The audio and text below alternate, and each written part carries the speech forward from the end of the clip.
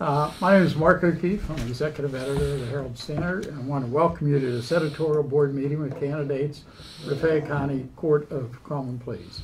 There are 5 candidates seeking 2 nominations. The candidates are Linda Cordero, Joseph M. George Jr., Jack N. Purcell, Douglas S. Sepik, and Stephen Walton. All have cross-filed. With us today are candidates Douglas S. Sepik and Stephen Walton. We want to thank the candidates for agreeing to meet with the Herald-Standard editorial board. Members of the editorial board present today, in addition to myself, are Bob Penarski, publisher, Bill Long, community member, Jennifer Haar, associate editor, and Terry Sneed, managing editor for content. The candidates will have 3 minutes to give opening and closing statements and 3 minutes to answer questions. Members of the editorial board may ask follow-up questions, and the candidates will have 3 minutes to answer those questions as well. So we'll start with the opening, and we'll start alphabetically. So that leaves you there, though. My name is Douglas Sepik. I'm a lifelong resident of Fayette County. I went to WVU undergraduate school with a degree in finance, graduated in 1989. Attended Duquesne Law School, graduated in 1992. Been a practicing lawyer here in Fayette County since 1992, which is over 20 years of practice. I maintain a private practice as a partner in Watson, Mundorf, Brooks, and Sepik in Connellsville, and I'm also an assistant district attorney. In the history of my private practice, I've handled personal injury cases, both from the defense side, being insurance defense, and also plaintiff's work, including wrongful death cases, auto accidents, products liability, those types of personal injury cases. Municipal law cases, I've been a solicitor for, or been involved in being a solicitor for approximately 15 municipalities, municipal authorities, school districts. Been involved in family law, custody and divorce disputes. I was appointed as the domestic relations solicitor back in the early 90s. I'm a licensed title insurance agent, handle real estate matters, also real estate litigation, also wills and estates, and also in the history of my career I've handled criminal cases both from the defense side and as a prosecutor. In the district attorney's office, I have been involved. I've been an assistant DA for 13 years. I've handled approximately over 250 jury trials. I was chief of juvenile prosecution for quite a number of years, deputy domestic violence prosecutor, deputy drug crime prosecutor. I'm now assigned to pretty much handle what would be considered violent crimes or felonies. I've prosecuted over 150 violent felons. I have a conviction rate of convicting over 100 violent felons.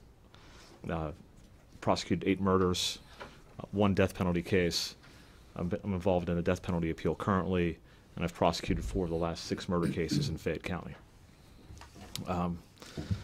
My view on the court system is that we do need to have a number of changes in the court system, one of which is the collection of restitution, make more of an effort to collect restitution, and I think that responsibility rests with the judges at the Court of Common Pleas. And the manner by which we have to do that is by holding hearings on restitution and moving forward with those types of hearings. We have, I think, an 8% collection rate compared to we're one of the lowest in the states, of counties in the state. Also, I believe we need to improve the technology in the court system. Here we try routinely over 100 jury trials in Fayette County, or somewhere in the neighborhood of 100 jury. Seconds. Okay. Somewhere in the neighborhood of 100 jury trials in Fayette County, which is a very, very high number, comparatively speaking, with the surrounding counties on our size. If you look at Washington County, they tried 10 criminal jury trials last year. We tried 90 criminal jury trials. Our technology needs to improve with having video available to all the courtrooms and other manners of affordable technology for the courtrooms. Okay, thank you very much. Steve. Hello, my name is Stephen Walton. I'm a candidate for judge of the Court of Common Pleas of Fayette County. I reside in Manalapan Township with my 2 children. I was raised in Hopwood and attended Laurel Highlands. I'm a graduate of the University of Pittsburgh with a bachelor's degree in psychology. George Mason University out of Fairfax, Virginia, with a master's degree in psychology. Pardon me, and I received my JD from Duquesne University with honors, and was blessed with the honor of serving on the law review, which is an accreditation given to the top 5% of the class. I embarked on my legal career in the early 90s, working as a paralegal with Westinghouse Electric Corporation. My primary responsibilities were litigation support in nuclear reactor-related litigation. Over the next 20 years or so, I've worked with some of the biggest and best law firms in Dallas, Texas, and Pittsburgh, Pennsylvania. I've represented clients either on behalf of or against some of the most well-renowned attorneys in the city of Pittsburgh. My caseload mirrors that of Fayette County's court load. I've had cases everywhere from the Magisterial District Court all the way up to the Western District of Pennsylvania. I've represented clients in Allegheny, Westmoreland, and Fayette counties. Particularly in my representation of landowners and representing clients in multi-million-dollar transactions, I've honed my skills as a referee, which quite frankly is probably one of the most important skills that a judge can bring to the table. Most of the criminal cases here in Fayette County end in a plea agreement. Most of the civil matters end in a settlement agreed upon by the parties. So I work with Judge Kaplan, who's a retired judge from Allegheny Court, and I was sitting in his office the other day, and I asked him, I said, what makes a good judge? And he says, a good judge is one that keeps cases away from trial. He says, if you have a lot of cases that are going to trial, then the attorneys, the court system, and the judges themselves have not done their job properly.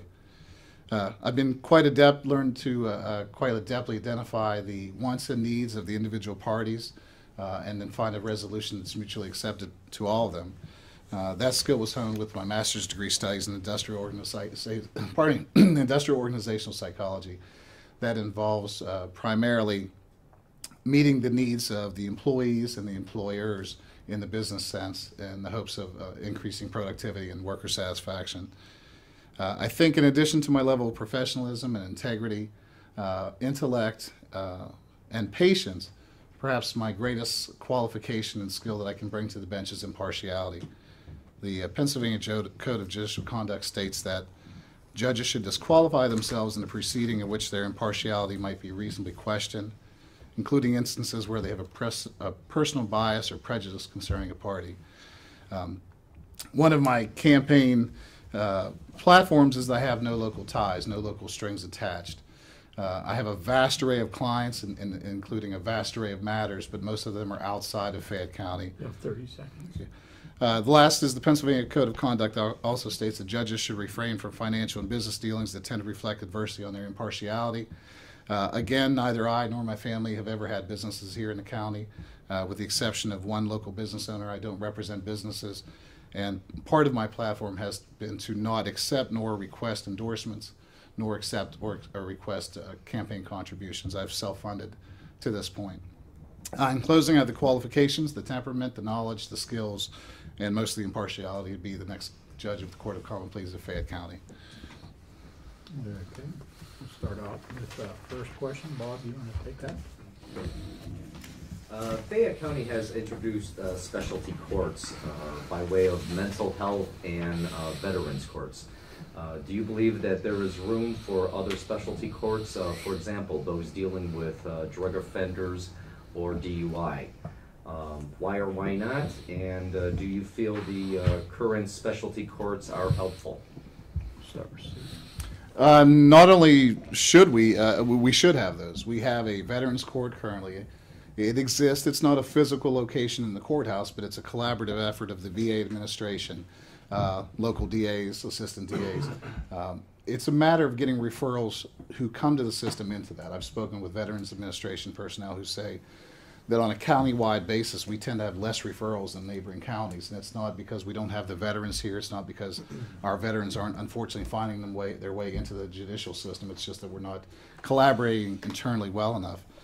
In terms of the other special purpose courts, drug court has proven itself to be successful and to be a money saver. The Pennsylvania Supreme Court has just recently accredited one such court.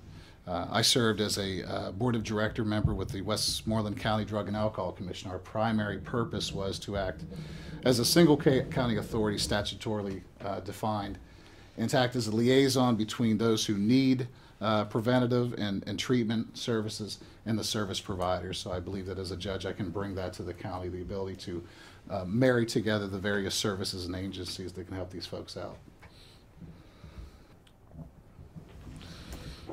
I've handled quite a few cases in mental health court, been assigned to participate from the prosecution side in mental health court.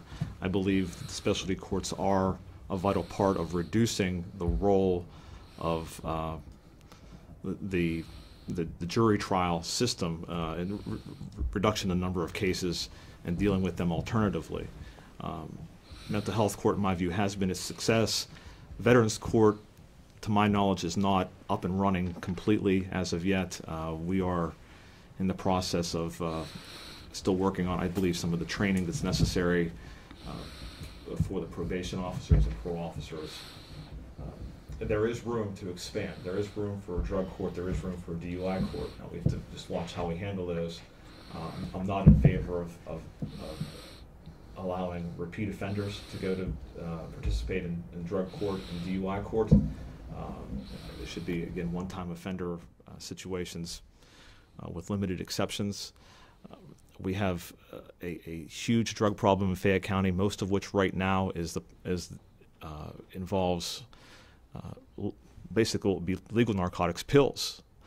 We've gone over the last 20 years from crack cocaine to heroin and now to pills which are available from the doctors prescribing them and being sold on the street in the black market. So drugs lead to the vast majority of the theft crimes in my experience. So we need to treat the individuals who are addicted to drugs in some way. And I think having them participate in a drug court where they are monitored, where they are required to go through certain programs and go through a rehabilitation type of program would be an excellent way to reduce the recidivism rate that we see, because in the DA's office we have a revolving door of repeat offenders, the frequent flyers, as we call them, people who repeatedly come back with the same types of offenses. 9 times out of 10 of the theft offenses I hear in plea court, their reasoning for committing the crimes is I was addicted to drugs, or I am addicted to drugs, and it's unfortunate, but that's where we've been. There is room to expand. We need to make that effort to direct more people to those alternative programs, again, on a first-time offender basis. Okay, thank you very much. Jen, you want to take a second question? Sure do. For you first, Doug, there have been complaints for a number of years about criminal court week only being held 1 week a month, with victims, witnesses, etc., having to come back month after month until the case is finally tried or resolved. Do you think there's a way to run the system more efficiently? And would you favor a system like Greene County's, where cases are scheduled a month ahead of time and jurors are picked in advance and then told to report for trial on a certain date? Believe me, being there in the trenches every criminal court week, I would love that type of system. Whether it would work in Fayette County, I don't know. And the reason I don't know is because, as I said in my opening, we try such a high number of criminal jury trials in Fayette County that we would potentially run into a greater problem scheduling those cases in advance. We have a limited number of jurors who are available. We have, with every criminal court call of jurors, approximately 200 to 300 jurors who are available. And believe me, in my experience as jury commissioner, I know the difficulty of getting jurors in Fayette County. Our citizens who are called as jurors do yeoman's work, because this county, on a per capita basis, tries the highest number of jury trials in the Commonwealth of Pennsylvania. We are 4th in overall among the counties, behind Philadelphia, Allegheny, York County, and then there is us. And we're somewhere at 50th percentile in population.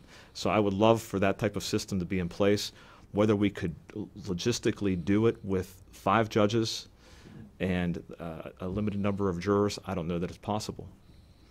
we have so many cases that are actually called for trial and do plead at the last minute, and that's the biggest problem. And that goes back to the call of the list scenario, and there's a hard rule being enforced now during criminal court that a plea is not a plea bargain; it is a general plea of guilty, which means there's no offer on the table from the Commonwealth. The defendant pleads guilty, and the sentencing is up to the discretion, purely to discretion of the judge. The DA's office has no involvement in the sentencing of that individual.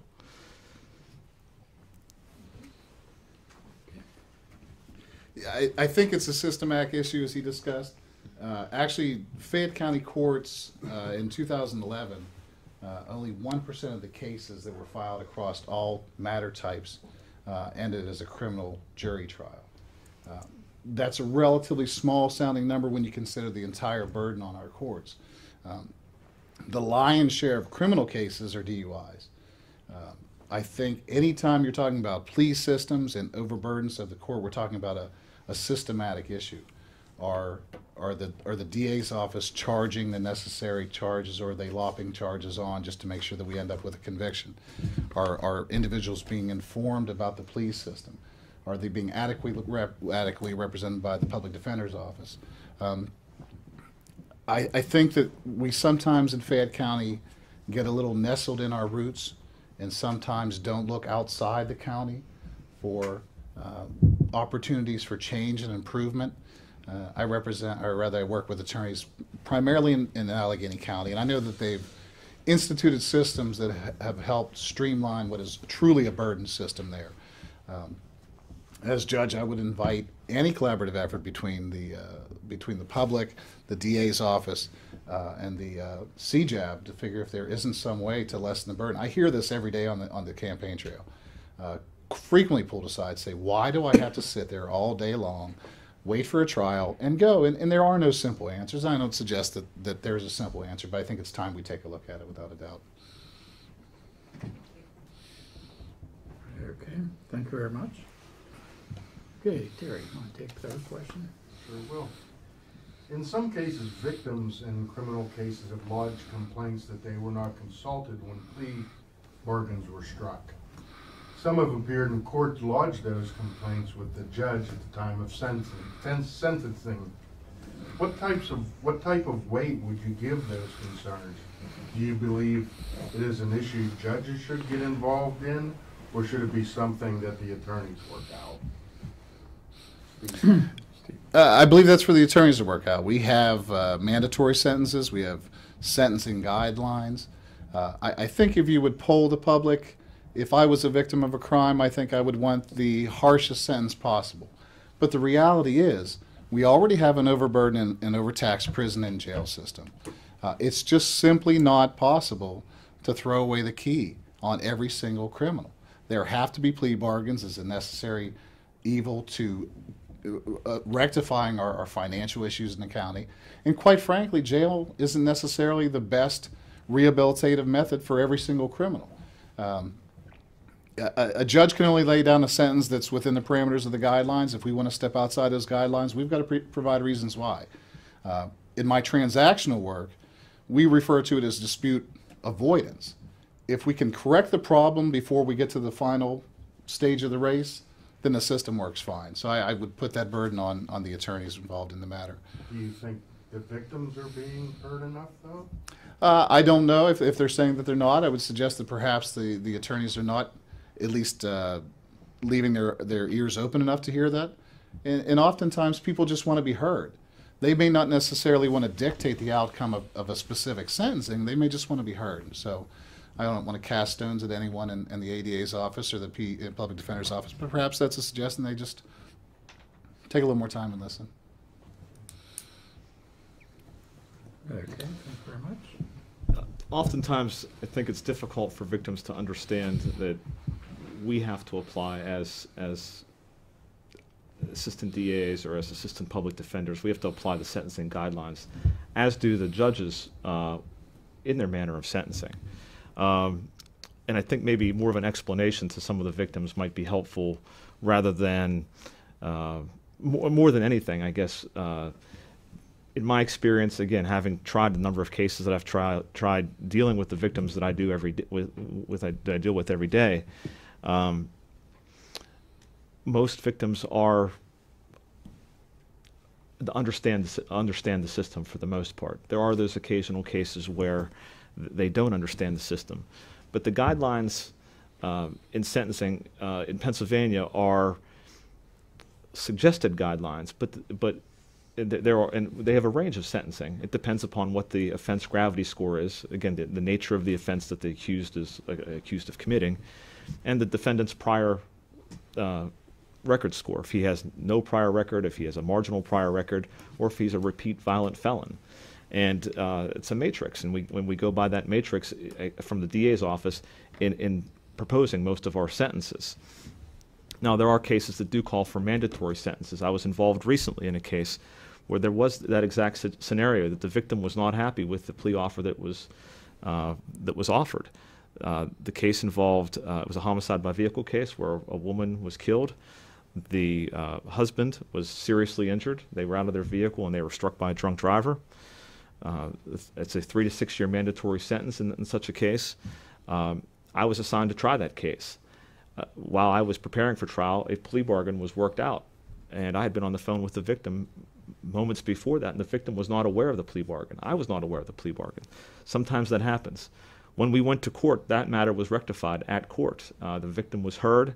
I really had to take a position against what my office was, because I wanted to express to the court my dissatisfaction with the situation, and along with the victim's dissatisfaction with the situation, which we did. That case was ultimately what happened was it was a 5 to 10 year offer that was renegotiated. We, at the time of the plea, renegotiated once again to a number that was satisfactory to the victim, and fell within the guideline range, and it was a 7 to 14 year sentence of incarceration. It happens. We try not to do that with the victims, but as a judge, I would listen to the victim with the understanding that I would have to apply the sentencing guidelines or see a reason to deviate from the sentencing guidelines. And the law requires an express statement for deviation from the guidelines. Okay, Bill, you want to ask the next question? Yes, thank you. This one's a little more involved. Judges have the right to either approve or reject plea agreements. Generally, what types of plea agreements would you be willing to accept, and which ones would you reject? What do you think of the type of plea bargains being approved currently? And do you have any concerns that they are too lenient? That's a very difficult question, and I'm giving a biased opinion as far as the leniency of the plea bargains. The ability to offer a plea first comes from the side of the district attorney knowing having a good background of the facts of the case. The types of plea bargains, I mean, just to get right to the answer, as a judge, the types of plea bargains that I would accept would be the pleas that fall typically within, again, the guideline sentencing ranges, unless those guidelines, unless they're, again, if I see a reason to deviate from the sentencing guidelines for one reason or another, whether it's an express statement of the victim or some other matter that we don't know about. Could be the defendant is cooperating with the Commonwealth on another case or other cases. It's hard because there are so many things that the judge does not know about. I mean, I can tell you from trying these types of cases and dealing with pleas every day, there are things that the judge does not know about that we can't tell the judge.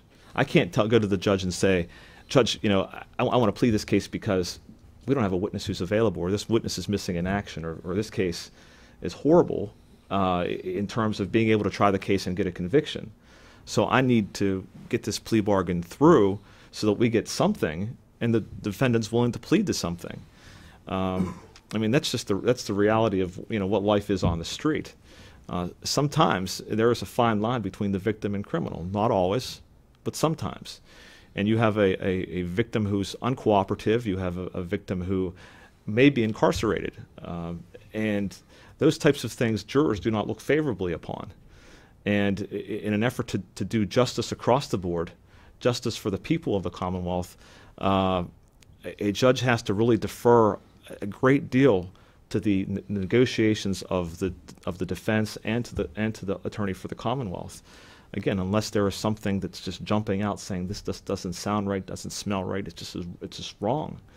But I guess, again, as a direct answer, the pleas that I would accept would typically be pleas that are within the standard range of the guidelines, and pleas that deal with mandatory sentencing. I think there's a bright line of demarcation between a judge's responsibilities to the court and to the public, and the DA's office and the public defenders. I tend to rely on the intelligence, the integrity of those who are involved in their positions. A perfect example, I represented a client in a PFA hearing in front of Judge Warman, and if I had been him and we had come with a consented to order, I would have happily granted that as judge. We frankly wasted the court's time litigating a matter that should have been settled. Now, that was obviously not within the purview of the judge. There wasn't counsel on the other side, but it suggests to the fact that as a judge, I would have to trust that unless there was an abuse of discretion or an abject error in application of the sentencing guidelines as it would relate to a plea bargain, I would have to trust that the DA's office and the public defenders have fully vetted the case, the witnesses, the information, and trust in their judgment.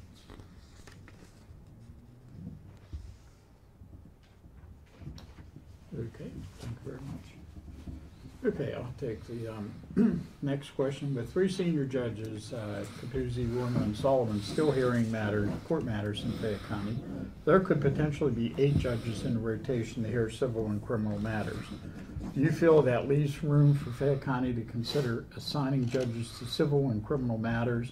And would there be any benefit to having some judges designated for just civil or criminal cases? Start with Steve. Well, if you ask the AOPC, they found cost-cutting measures in not filling vacancies and, frankly, allowing some of the senior judges to fall away.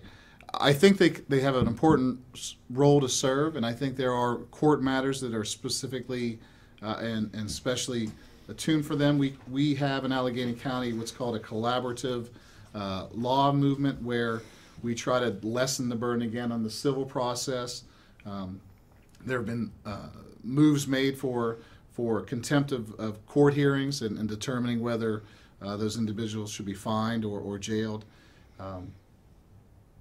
It's difficult to suggest that someone who I'd like to serve on the bench with should not be there or has no utility to the court. So suffice it to say that they have a place, and I think that you have to look at the court again as a system, find what's best suited for their time and their needs, and what best serves the court in the public. Okay, thank you very much. I believe that it is very beneficial to assign those senior judges and judges as a whole to certain aspects of the court system. With senior judges, because the senior judges' schedules are so it differentiates so much. I believe that they could be assigned to, I would consider to be more mundane or more routine matters such as ARD proceedings, pretrial proceedings, things that don't require an involvement of more ministerial duties, I suppose, rather than having to have extensive knowledge of a particular case.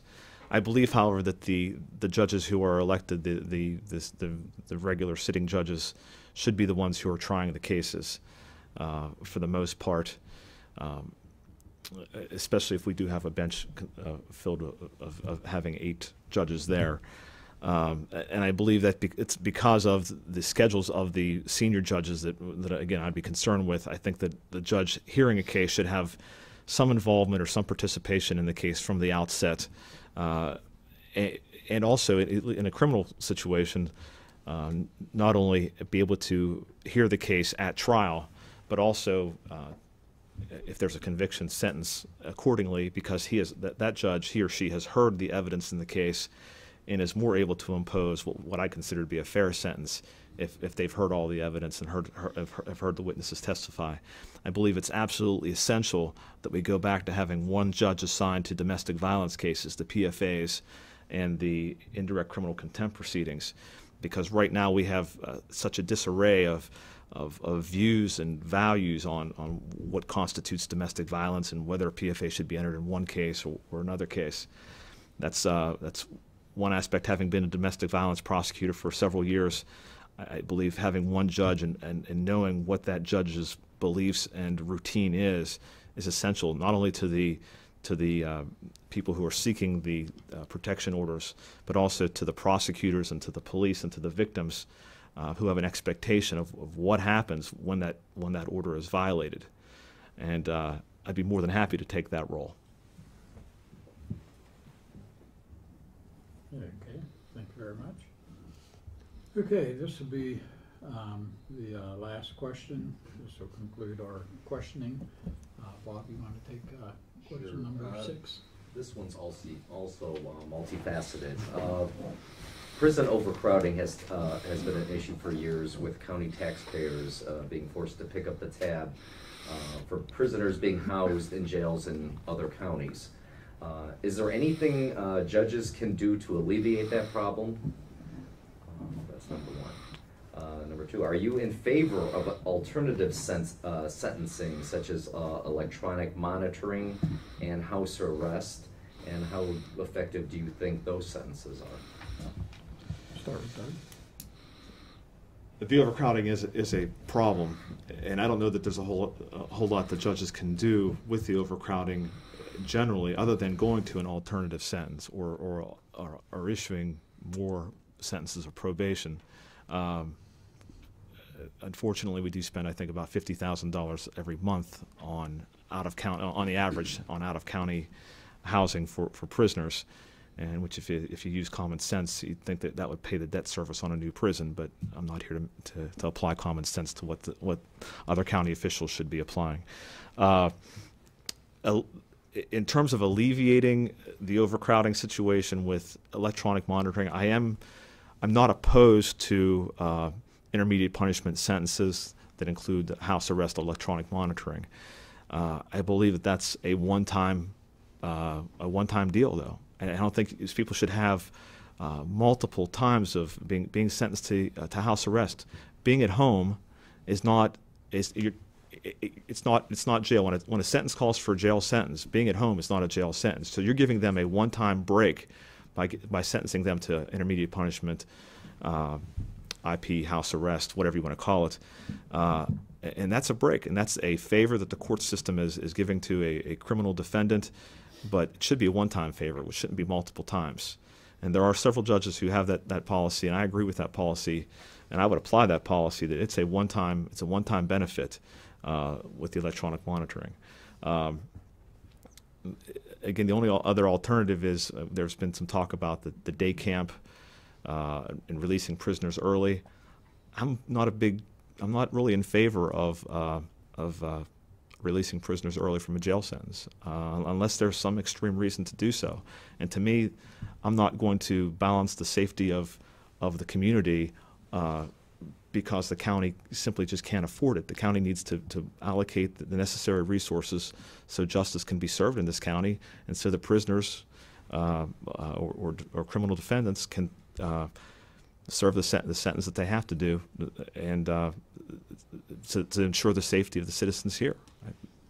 And I'm not willing to sacrifice safety for financial purposes. Okay, thank you very much. Mm-hmm. Yeah, I think in Allegheny, or rather Fayette County, we have somewhere upwards of 300 people sitting in the Fayette County jail, several over in Greene County. And I agree with Doug. There's little that a judge can do. There are pressure points in the judicial system that decide whether we are overcrowded or not. Philadelphia's court system undertook an analysis, systematic review, and actually found that they were able to reduce rates of incarceration despite the same basic levels of crime. And it starts at the magisterial district judge level. Are they applying the bonding guidelines properly? Are we finding people sitting in a jail cell awaiting further proceedings just because they can't come up with the money to post a bond? The charging unit within the DA's office, are they letting weak cases go or charging sufficiently? On the probationary and the violation of probation or parole, are we differentiating between those who have committed a technical violation of their parole or their probation, or are we just, with one fell swoop, anyone who's violated goes back into the system again? But again, there's very little that we can do in terms of judges, other than, as he suggests, and I agree with him again, is the alternative sentencing. Not every person who is found guilty or pleads guilty to a crime is a danger to society. It's just that simple. If you look at the code of crimes that can be committed in Pennsylvania, not all of them are violent offenders. Not all those are violent matters. So we as a county have to become progressive. We have to follow the lead of the Pennsylvania Supreme Court. We have to follow the lead of other outlying counties who've demonstrated beyond a shadow of a doubt that these special purpose courts and alternative types of sentencing work. The recidivism rates will always be high if we continue to just place nonviolent offenders back in jail. It's a self-fulfilling prophecy. We never get to the essence of the issue. And a county the size of Fayette County, to have the drug issues we have, that's an entire different societal issue. But as it applies to the court, there are means of getting the people the necessary help, treatment, and this is unlike ARD. Through special purpose courts such as drug courts, they plead guilty to the crimes. This is not a diversionary program where it's being wiped off the record. They are taking responsibility for their actions. But we're just applying a better means of rectifying the underlying issues. Take away the drugs, take away the drug abuse. Most of these crimes aren't being committed. I agree. The frequent flyers, they're probably frequent flyers because they're not getting the directed help and assistance that they need. That's not to say that every single person wants help. If they don't want help, it's not going to be, they're going to be back and they're going to be a frequent flyer. But there are many I know who would like the help, who would appreciate the help, and we wouldn't find them back in the judicial system again. Okay, thanks very much. Okay, that's going to conclude the questioning. Now we'll give each of the candidates 3 minutes to make a closing statement. You can say whatever you want to say, talk about whatever whatever you want to say. This 3 minutes is yours. So we'll start with Steve. Sure. Yeah, I just want to say that, you know, we here in Fayette County have a lot of blessings and a lot of positive attributes, and I believe that all of the elected officials and officers of the court do the best job that they can. But I believe firmly, and perhaps this is somewhat of an outsider's view, we just don't take a hard enough look at our systems and try to determine whether there are actual solutions. That requires a collaborative effort. We tend to get a bit ingrained here in Fayette County, and we're used to doing things the way we like to do things, and people don't like to change, and people aren't willing to make accommodations. But if we can help everyone understand, as a society, we can be lifted up by simply taking a look at our processes, taking a look at who we elect judge, taking a look at how our court systems work, take a look at things that are working in outlying counties and apply those here in Fayette County. We will take our county into the next stage. In terms of my personal qualifications, again, I think the most important one that I can again offer is the impartiality. I work with attorneys outside of Fayette County. Many refuse to take cases. I'll be blunt. Many refuse to take cases in Fayette County. It's not because they don't like our clients. It's not because our clients don't pay. It's not because they're bad cases. There's an air that they won't be given a fair shake, and no attorney wants to come to another county, be handed a loss, and believe that it's not on its merits. Now, I'm not saying it's right or wrong. I'm just saying that's the perception out there. So we need to raise the level. We need to infuse in the public a sense of confidence that when they come before the court, they're coming before a truly impartial tribunal. I believe because of my lack of local ties, I can bring that to the judiciary here in Fayette County, and I'd invite the opportunity. So thank you. Okay, thank you very much. Doug? Thank you. I believe that every candidate who's running can be a fair and impartial jurist. Being a judge is a difficult job, and it's a job that you're called upon to make decisions that impact people's lives on a daily basis. Again, I ended my opening statement with some statistics about the number of cases that we try in Fayette County, and I'm going to talk about that just a little bit more. Last year, as I said, Washington County, they tried 10 jury trials in Fayette County, or in Washington County. In Fayette County, I personally tried 18 criminal jury trials last year. Now, most of those crimes that I tried were violent felonies. Most of the crimes that we do try in Fayette County are violent felonies. And that's an unfortunate statistic, and it's a fortunate fact about Fayette County that we have to realize. But it's where we are. What I want in Fayette County is I don't want our reputation of being Fayette-Nom to precede us throughout the state. I don't want police officers not to want to be assigned here in Fayette County because we're known as Fayette-Nom, because of our reputation of having a criminal element here. I want my kids to come back and be safe and be able to walk the streets. And I will do everything in my power to end that reputation if I'm elected judge. I understand that being a judge, you have to balance compassion with fairness and toughness and independence in every single case that you deal with. But what does a judge do? In Fayette County, a judge spends 1 week out of his or her life sitting on the bench dealing with jury trials. And they rule on motions, and they make a decision whether to keep evidence in or out. And most importantly, in those jury trials, when whether it's a civil case or a criminal case, they set the tone in that courtroom. And setting the tone, they set that atmosphere. And setting the tone is an important aspect of any jury trial, because the jurors typically look to the judge for guidance. And you can tell very easily whether a judge is favorable to one side or another, or disgusted with one side or another, just by their mere disposition on the bench on that particular day. If the judge dislikes you and he's throwing his pen up in the air when you're asking questions, or turns his chair around, or is rolling his eyes when you're asking questions, that's very apparent, readily apparent to jurors. You have 30 seconds. Most importantly, though, the judge tells the jurors what law to apply to the case that the jury ultimately rules on in determining the facts of the case.